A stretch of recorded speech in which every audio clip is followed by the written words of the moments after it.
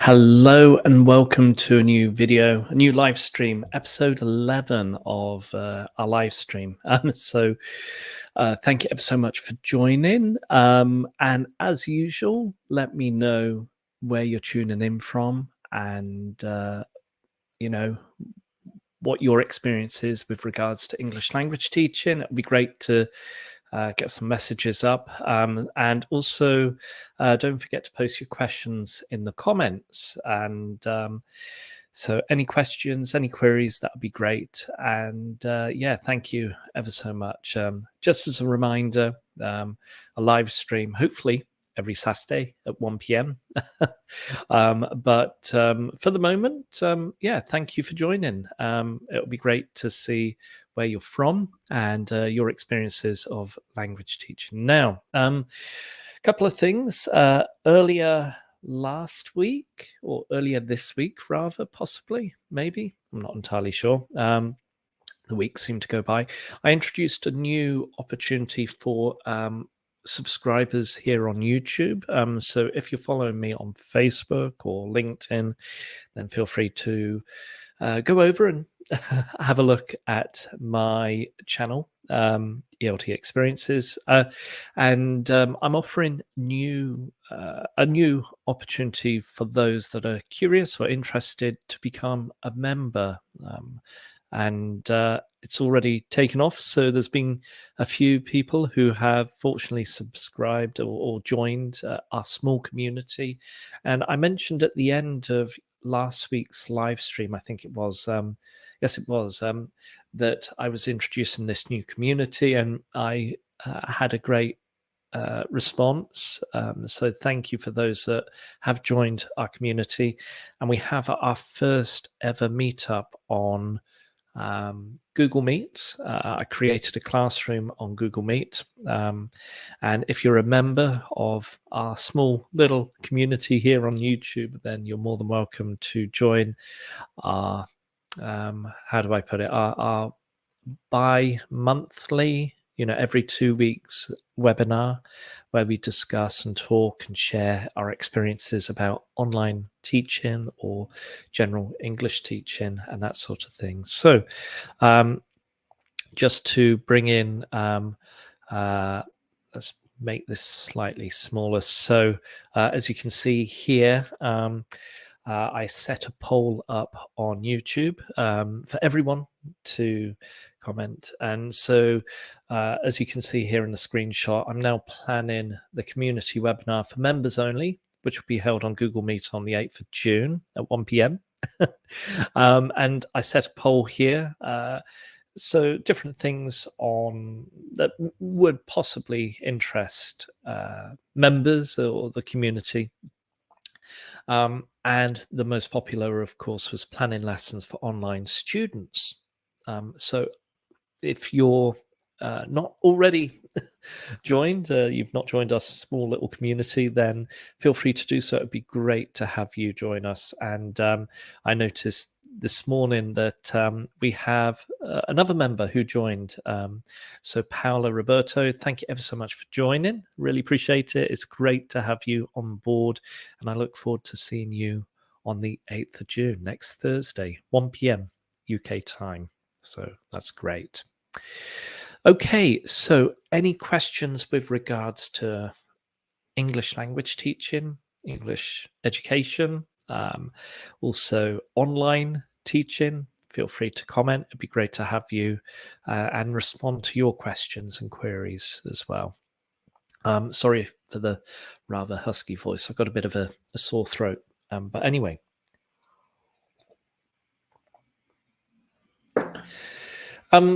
Now, also what happened earlier this week was, as some of you know, I'm already tutoring on Preply, and I kind of hit 1,000 lessons. So you can see here on my profile, 1,000 lessons taught. So it was great to get that achievement, and I shared it with various people that on Twitter and and LinkedIn and that sort of thing. So it was a lovely achievement, and kind of got me thinking about online education and how it's kind of evolved over the last 2 years, because I only joined Preply around 2 years ago. Um, and I wasn't really entirely sure how things were going in terms of online education, whether it would always shift back to a face to face, the norm post pandemic, or whether online teaching was here to stay. So um, I took the leap to join Preply when I was, 2 years ago, April. Not entirely sure, trying to work out what to do, how to do things. For those that are unaware, Preply is that sort of platform where they try and find and source students for you. And then you try and teach them and help them achieve their particular aims. And they offer, tutors offer a variety of different courses. It could be English, it could be German, Spanish, etc., etc. And so for me, being an English tutor, I signed up and joined that platform. And I've created some videos about the pros and cons of Preply and that side of things, and uh, setting up your own profile and that sort of thing. So yeah, and oops, a couple of years, you know, later, I'm still with that platform. I find it very well. I find it enjoyable to use that platform and teach, and to meet different students.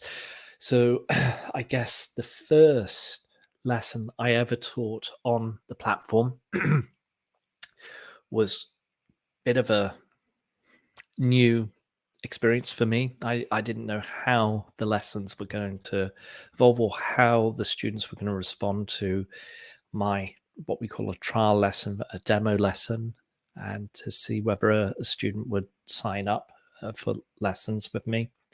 Um, so the fortunate thing with Preply is that they kind of offer uh, webinars, free webinars, training, support, which is great. So me feeling a little anxious, I decided to sign up and go for different webinars and to learn a bit more about their platform and what they're expecting, and what students expect with the potential students or potential teachers. Oh, I'm all over today.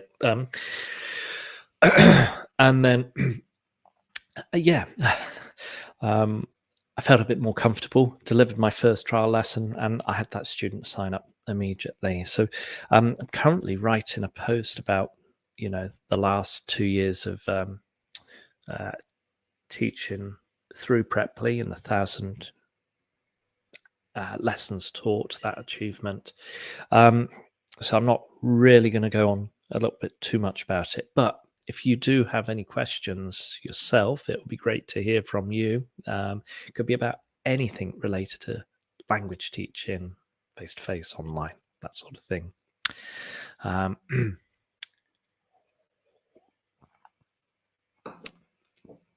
Now, where are you from? And also, what are your questions? So, if you have any questions, please comment and I'll be happy to respond. So, whilst we're waiting for the questions to flow in, let me see what I can talk about. I guess this is the sort of thing when it comes on, to live streams, and you're relying upon those that are watching to comment and for me to respond to these sort of questions. Um, so, where do I see online education now?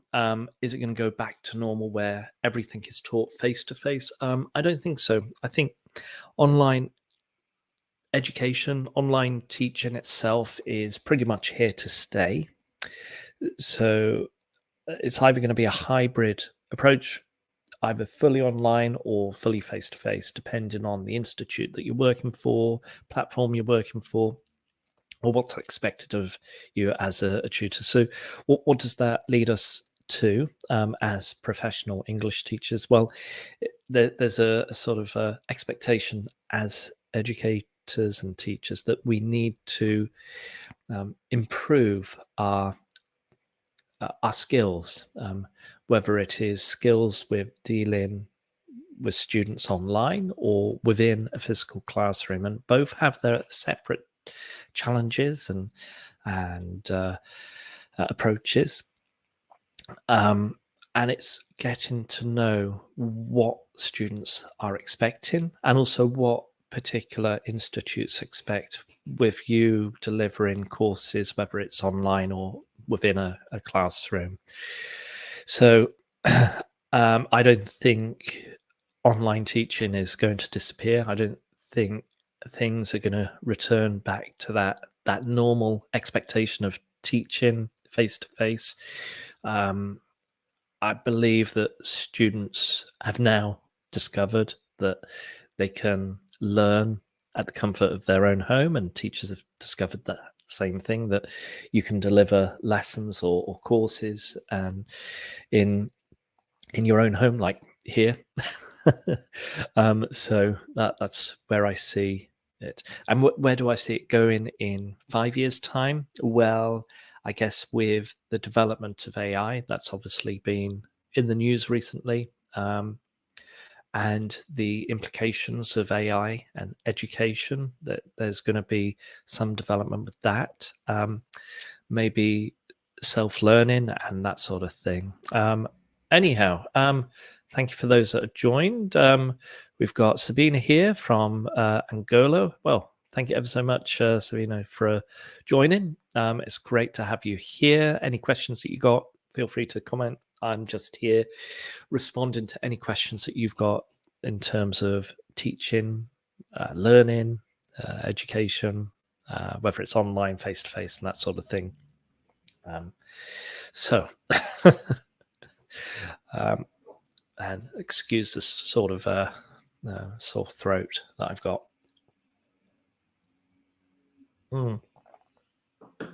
Now,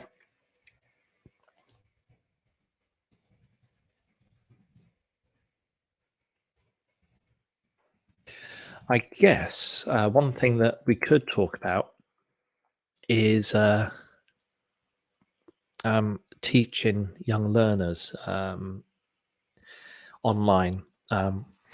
So I kind of made a New Year's resolution back in January this year to open up my profile to teach students, particularly those that are slightly younger.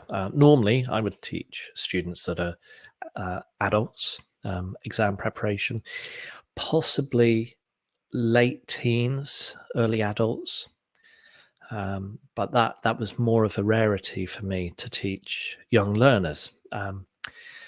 So this year I decided, okay, I'm going to teach young learners and see the sort of things that I could improve upon and the sort of skills that I've became more aware of. I was trained in the classroom to teach young learners English as a second language, and took a course which was the Trinity Young Learner Certificate, and dealing with kids in the classroom, with groups of kids, has its own challenges. But then teaching kids online, gosh, it's a struggle, it's a challenge, and trying to engage them and interest them can be quite a difficult prospect. And so we got Sabina here.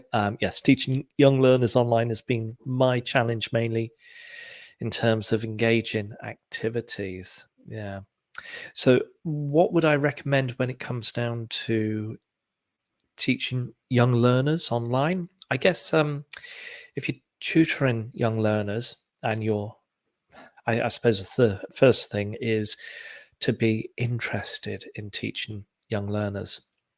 If you're not really interested or into teaching young learners, you're going to find it a bit of a struggle, and you're not going to, and you've got to accept that you're not going to meet the perfect online young learner when it comes down to teaching them. However, there's certain things that you could do to engage them when it comes to creating your lessons.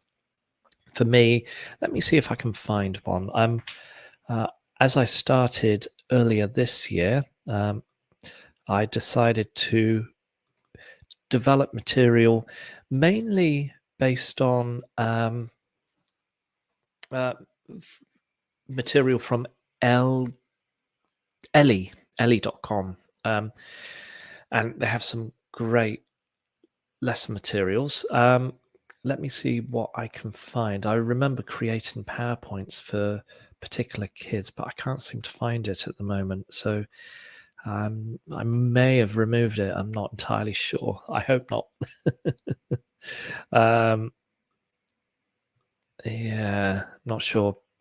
So what I did was I created PowerPoints for the young learners, and I included lots and lots of images, and I used these images as a form of a flashcard, I suppose. It could be all sorts of things. One thing that comes to mind, one lesson I created was about wild animals, um, and that seemed to work quite well. It was quite engaging, trying to get the student to see all the different types of wild animals that you could see on a safari. And then I got the student to, I introduced the language of different animals. Then I introduced, I tried to get them to rank it in order from fastest to slowest or scariest to less scary, I suppose. So using a sort of comparative or superlative form, and then they have to explain why they put different animals in different orders.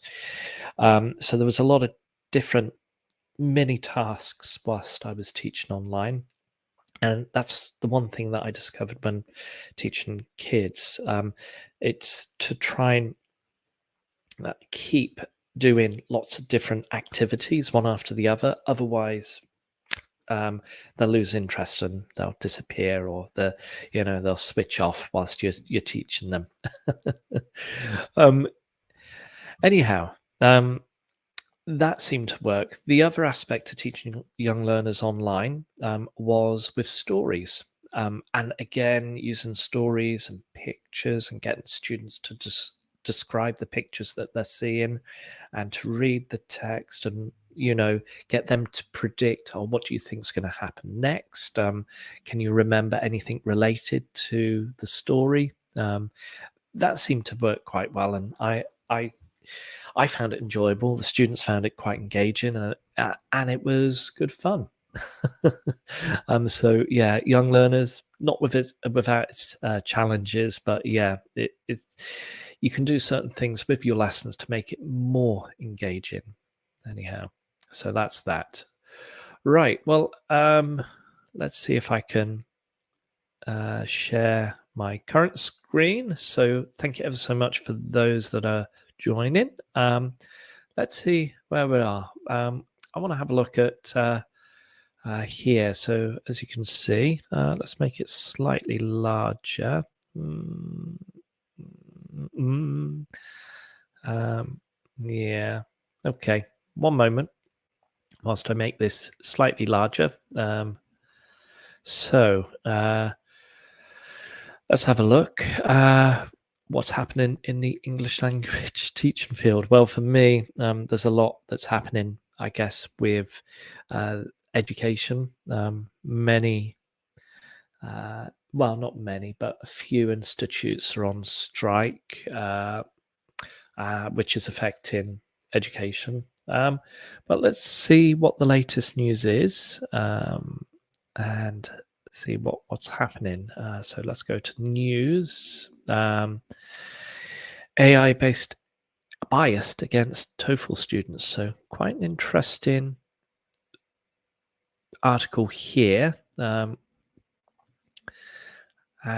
there's the topic about non-native English speakers being unfairly discriminated against by AI detectors. Quite an interesting article. Not entirely sure how that fits. I suppose if you were going to be using Siri, for example, or any audio detection tool, um, then those with quite a broad, thick accent. My family originated from Newcastle as well as from the other areas of the UK. And so if my grandmother was talking to Alexa, Siri, or other audio detection tool, that detection tool will have a hard time hearing my grandmother's thick Geordie accent. So I don't think it's necessarily new, um, but it's quite interesting to see that these sort of AI programs kind of I'm not sure how these AI programs are discriminating against particular non-native English speakers. But let's have a look. So, as AI programs such as ChatGPT become increasingly popular, so does the wave of students using it to complete their coursework. Yeah, that's true.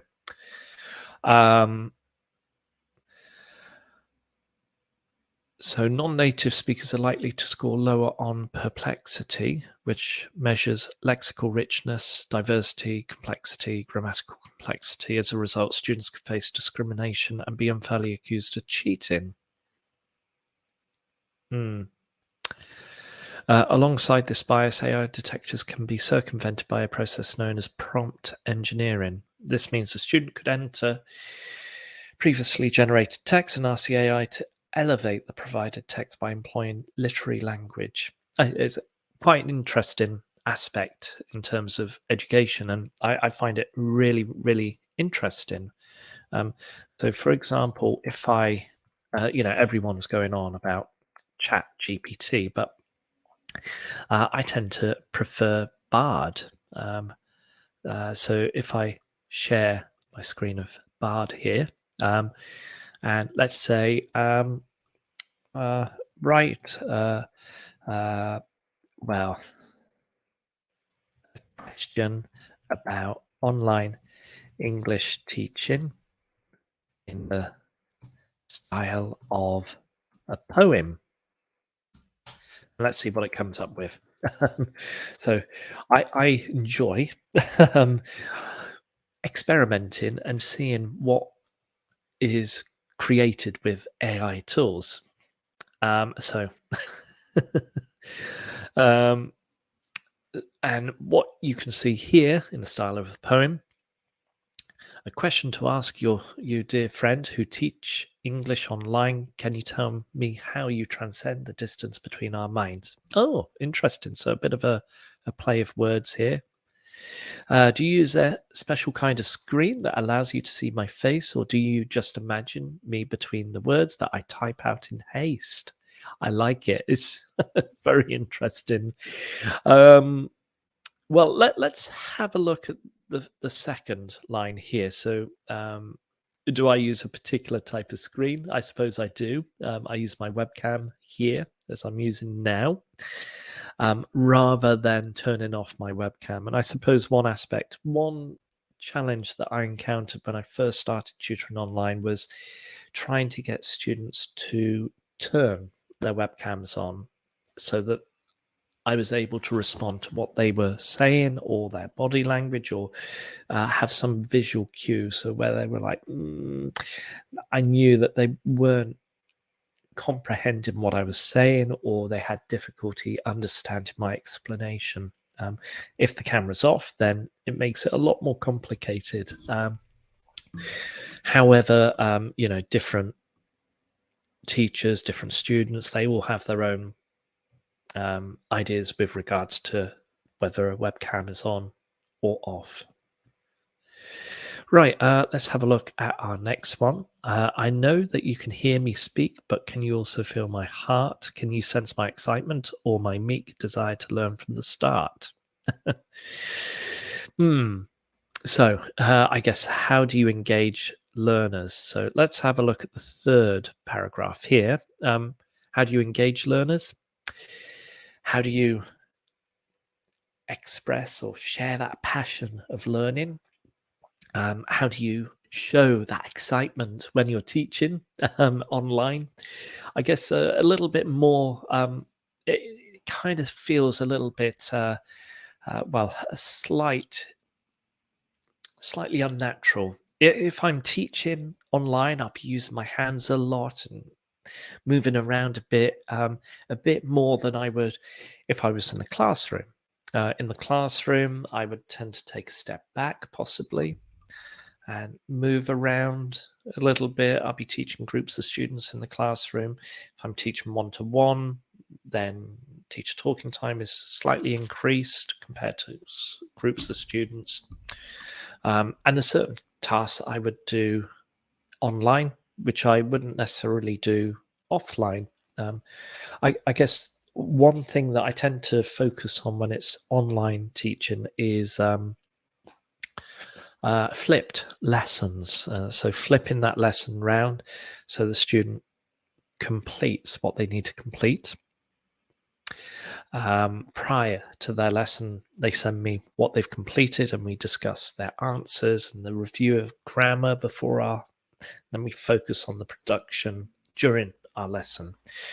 So that's another thing that I tend to use when I'm kind of tutoring online. Anyway, so how do I share my excitement, my interest, my passion of English and education? I try and become a bit more animated in front of the webcam whilst I'm teaching, whereas I'm a bit more relaxed or take a step back within the classroom and allow the students to flourish in a physical classroom.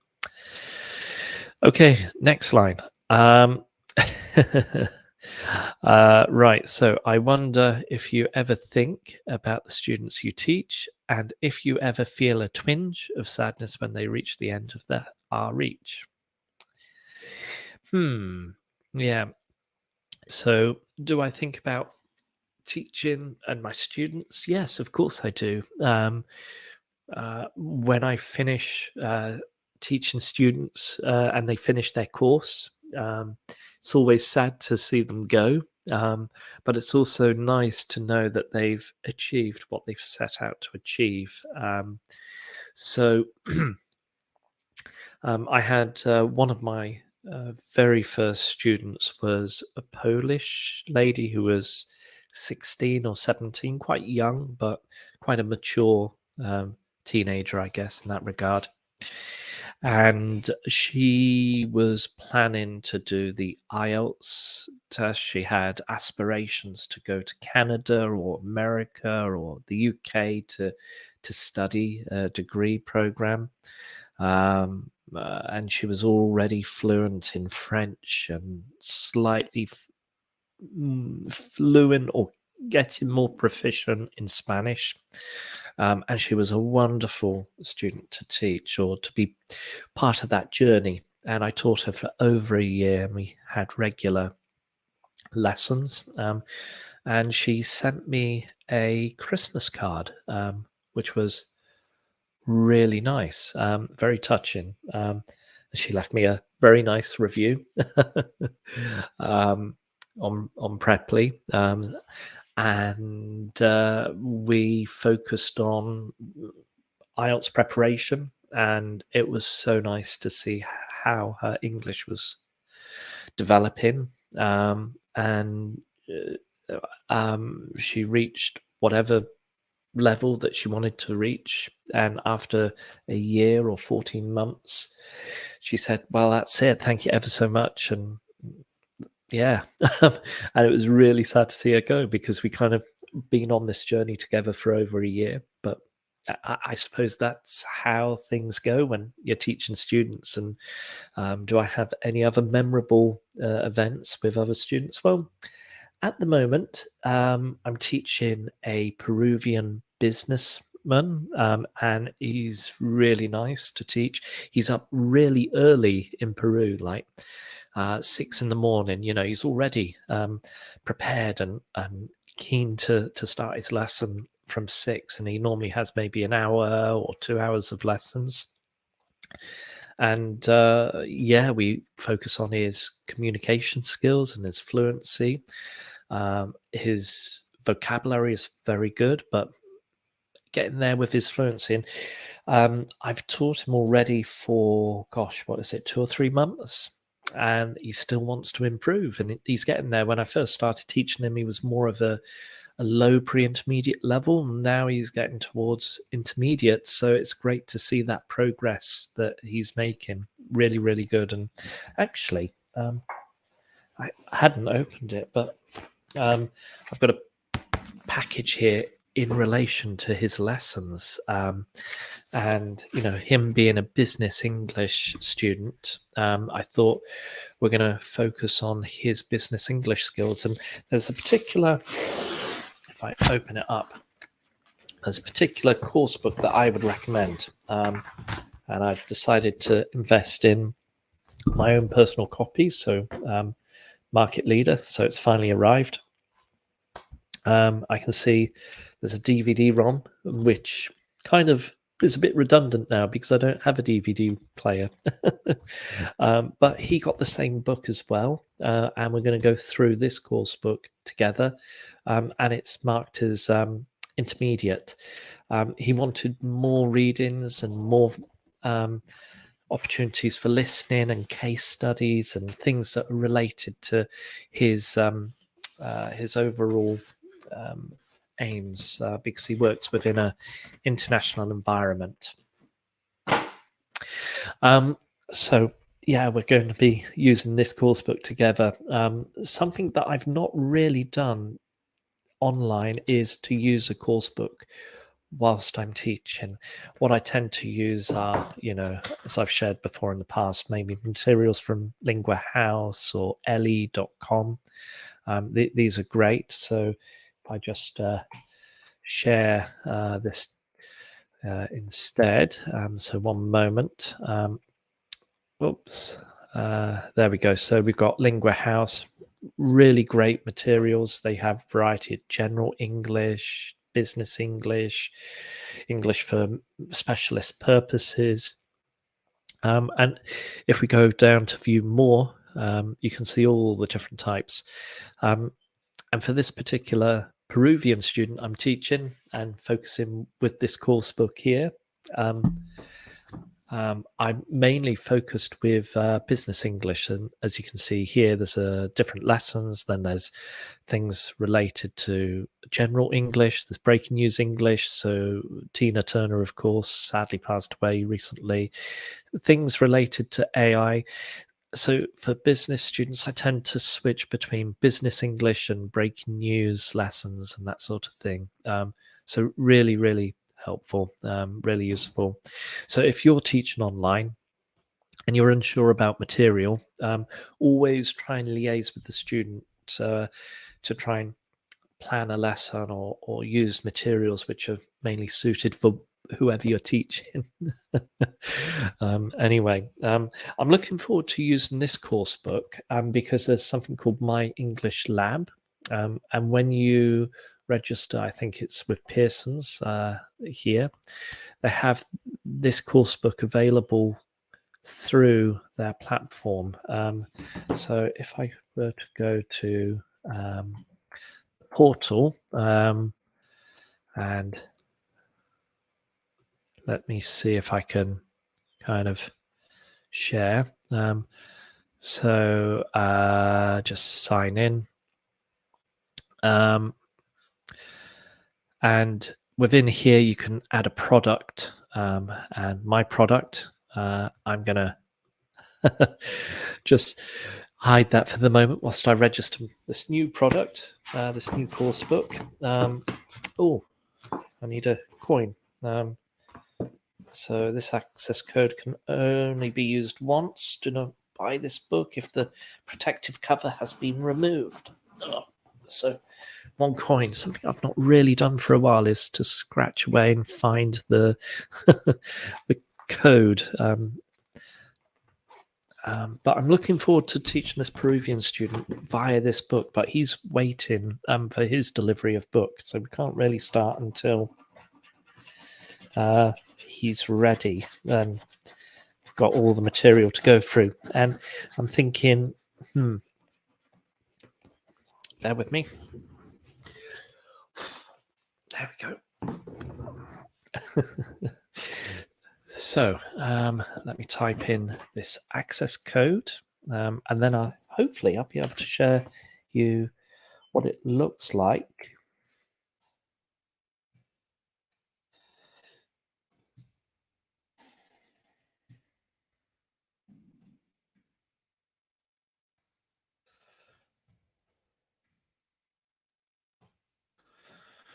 Right, let's see. Take a while. Yay! So I've got it successful. So that's great. Product successfully added. Perfect. So if you're thinking or you're unsure about course books, consider getting a course book and trying it out to see how it goes.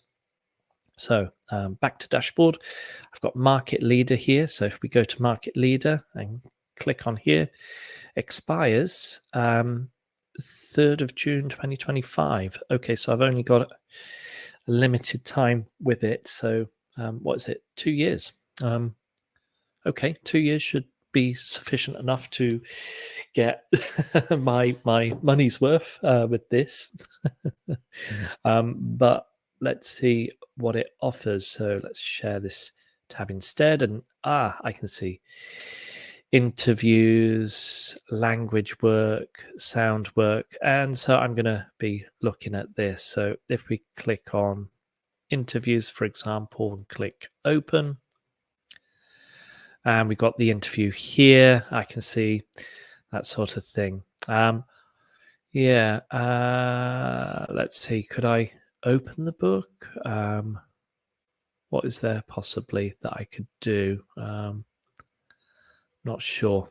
It's quite different to how I visualized it, but maybe I might have to get the teacher's book or something that I can share the screen with, or alternatively, going through each of the lessons and preparing my courses based on these sort of lessons. And then once I've created the PowerPoints or that sort of thing, or gone through the answers with the students, then yeah, I can give them feedback. We can focus on different exercises. But so far, looking good. I'm quite pleased with that. I just need to explore the Pearson's teaching profile or that sort of thing. So I'm quite happy at the moment. Let me have a look at Premier Lessons, they call it. So Premier Website Lessons. That's interesting. So if I just zoom in and let me share this.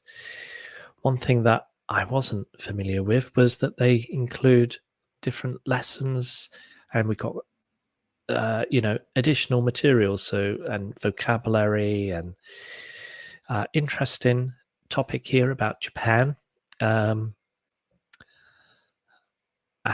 based on the Financial Times, vocabulary, all the typical things, and then there's sort of answer key.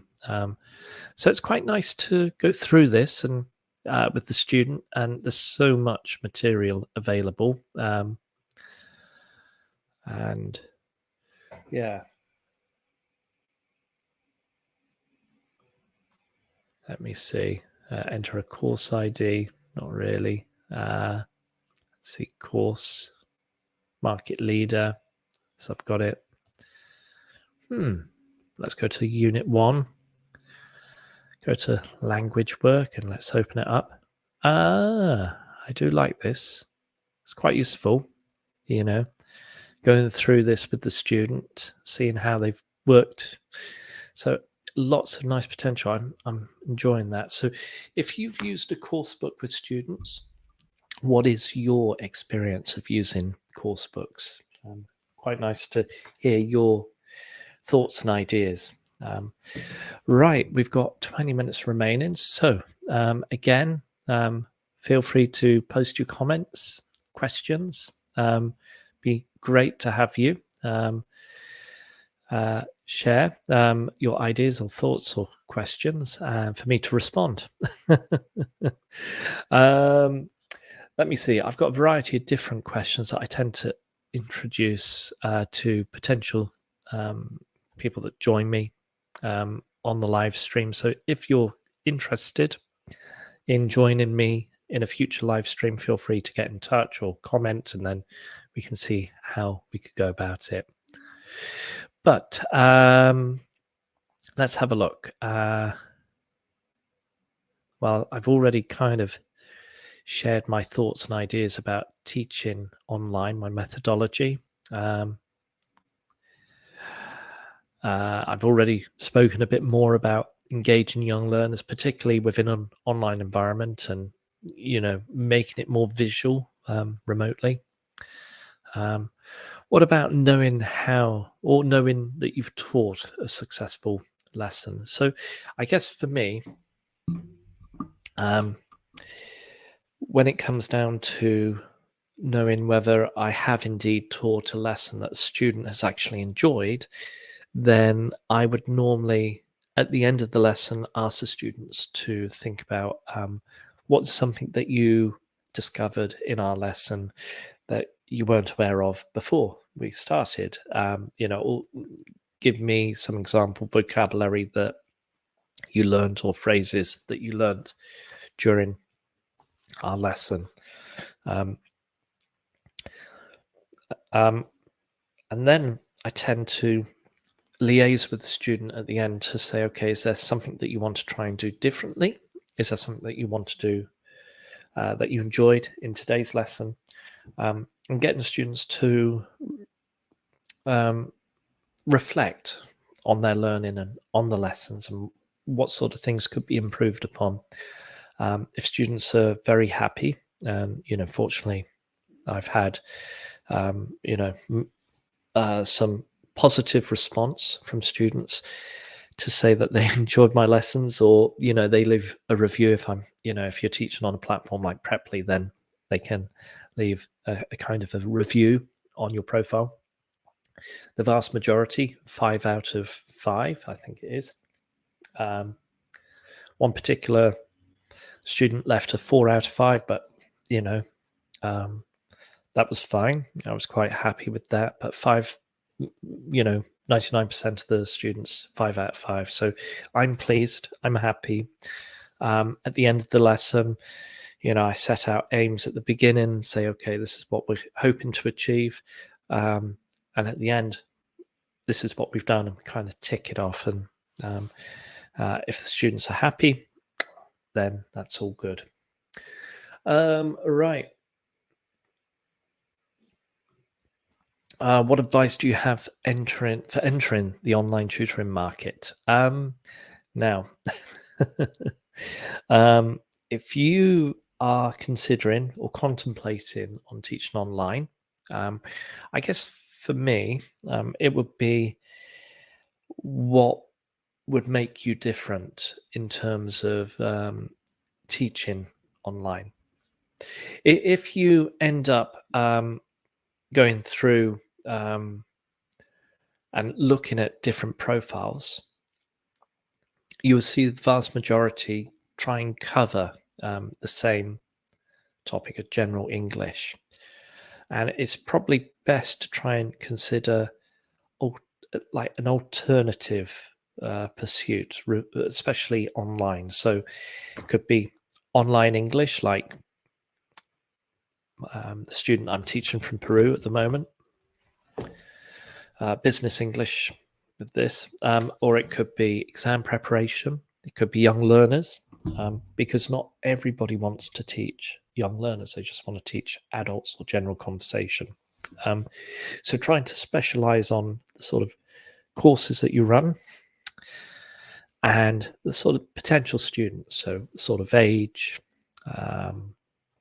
and their experience or their levels and that sort of thing. So that's what I would recommend. Now, got a question from Muyassar, Arabic TV. Please, sir, can you guide me how to teach online?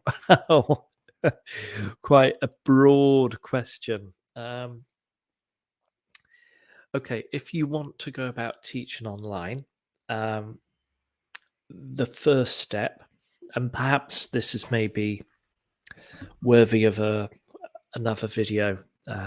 So if you haven't subscribed already, you know what to do. And if you want to join our small community where you can learn about teaching online, feel free to join. That'd be great. However, I think this video or this live stream is beyond the scope of uh, an essential guide of teaching online. But very briefly, if you want to go about teaching online, I think the first thing that you need to do is research. So, research other tutors, what they offer, what you're hoping to offer yourself, um, and also your rate. So, a lot of research that you want to do can be put down to discovering potential students, your place within the online teaching market, and the sort of rate that you're willing to offer. Okay, um, so for example, um, you know, let's say we are looking for tutors. Okay, and you want to have a look at what other tutors are offering within the uh, within the online English teaching industry, then you could go through and go, right, okay, what's my price? What sort of price am I happy with? And does that relate to my expertise, my experience? So let's say $15 to start off with to $25. Okay, so quite specific. And already we've got, well, let's draw it down slightly, make it slightly different. Boom. There we go. So as you can see here, we have various speakers of English from different parts of the world. And you can start to see, okay, so this English teacher offers lessons at $17 per hour. He's had over 5,000 lessons. Amazing. Kind of puts my 1,000 lessons to shame.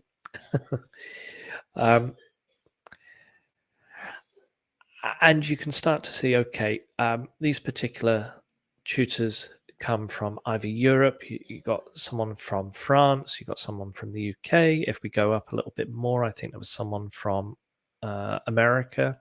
Yeah.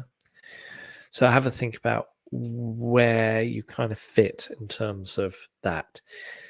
If there's a country of birth, now, the one thing that I really hate about this is that differentiation between native and non-native. There really isn't much of a difference. But I would leave it. I wouldn't even consider looking at particular countries where there's English tutors based on their country of birth. Anyway, you start to get an idea. And let's say we click on Lindsay here, and we've got, brief introduction and what she offers, and then why you choose, and you got a review. I would focus on this particular point, introductions, what they offer, look at the headline, and if we zoom in slightly, certified IELTS, TEFL, business, English, general English, and test prep tutor with 15 years of experience. Okay, so there's that. We've got a tutor here from Poland. Okay, had one lesson. And so you can see here the sort of languages that this tutor is able to communicate in and the rate. Okay, so there's an awful lot that you can do by yourself when it comes down to determining where you are within the market. Okay. Once you've created your profile, you've got a nice looking, well, not my face, not that nice looking, but you've got a photo of that for your profile. You've written your profile out, what you're, and I would consider maybe what do you offer, what's your rate, how can students improve if they take lessons with you, and that would be my first step. Excuse me. The second step would be more about excuse. Second step would be about investing in the sort of equipment that you need for online lessons.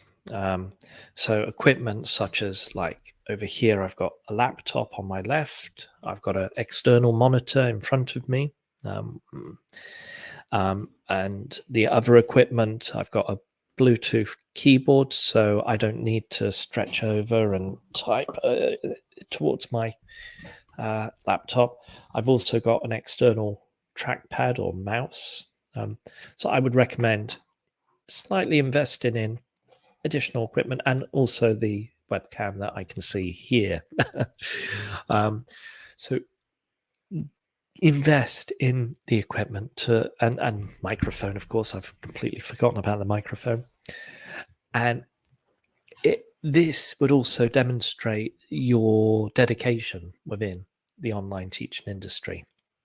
And if you want to be different to those that just use a laptop and, that tiny little webcam at their laptop, and, you can't really see that tutor, and they're like, oh gosh, it's all fuzzy and it's not great, then invest in that equipment. It makes you different compared to those that just use the basic laptop, headphones, and they're cramped over typing away. So have a look at that, and that would certainly help. Yeah.